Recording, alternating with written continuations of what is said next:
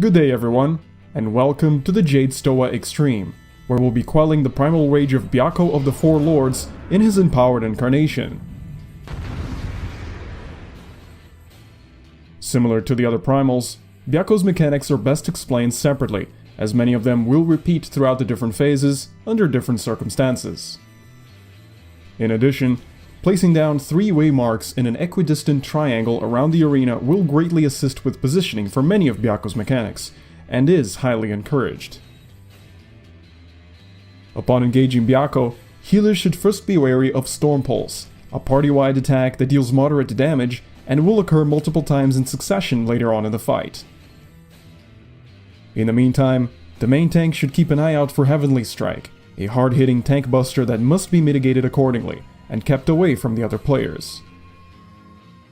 The first signature mechanic of this trial comes in the form of State of Shock, where Byakko will restrain the highest enmity target and slam them at the stack marker shortly after. This set of events will occur twice. However, due to the vulnerability that gets applied, each stack marker must be occupied by different players. To satisfy this condition, 1 healer and 2 DPS are normally assigned to each marker beforehand, and tanks must be sure to swap each time the other has been restrained.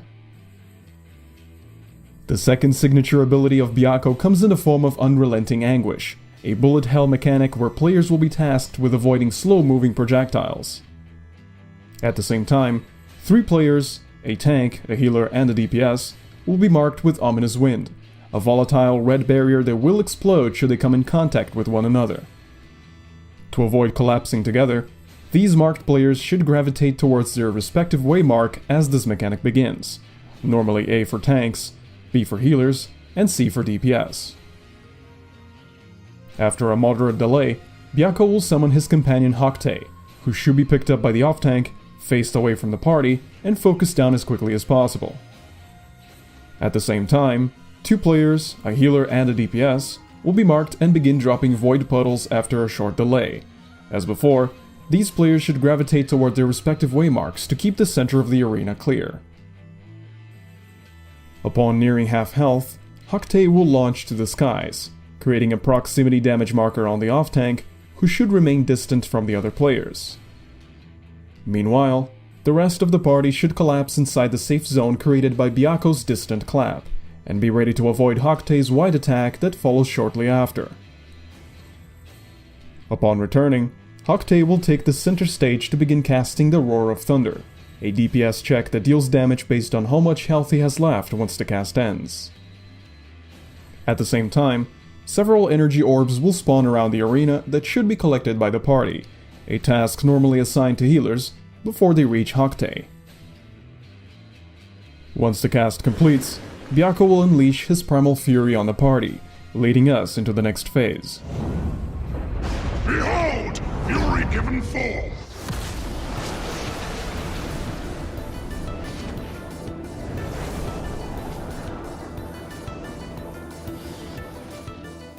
The free fall segment remains largely the same in extreme mode, containing only slightly more complex orb patterns, which can still be maneuvered around relatively easily.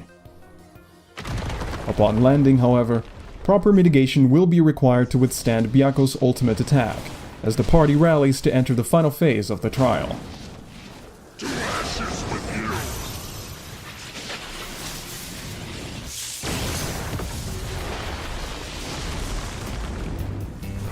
you! Impressive! Very well, I shall bring all to bear! Upon re-engaging the boss, Byakko will repeat many of his previous mechanics, albeit in different combinations, alongside a handful of new abilities. Among them, we have Hundredfold Havoc, a progressive line AoE mechanic that slowly moves outward, split into 2 different sets. One of the many ways to clear this mechanic is to simply wait for the first set to strike twice, and move in before the second set begins. Up next we have Sweep the Leg, a mechanic that is also present in normal mode, but is not telegraphed in extreme. Sweep the Leg will always follow State of Shock, the double party stack mechanic, but players should always keep a close eye on Byakko's cast bar to avoid being caught by surprise. And finally, we have Gale Force, This mechanic will also target 3 players, a tank, a healer, and a DPS, and mark them with circle AoEs.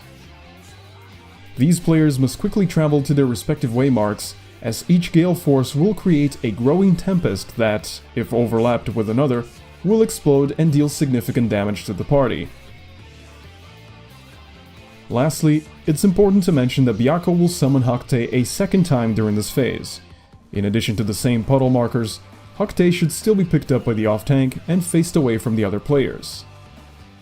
However, it's possible for the party to focus their attention solely on Byakko and forego Hakte's DPS check, by using a tank limit break 3 and healer mitigation to survive the Roar of Thunder as its cast nears completion.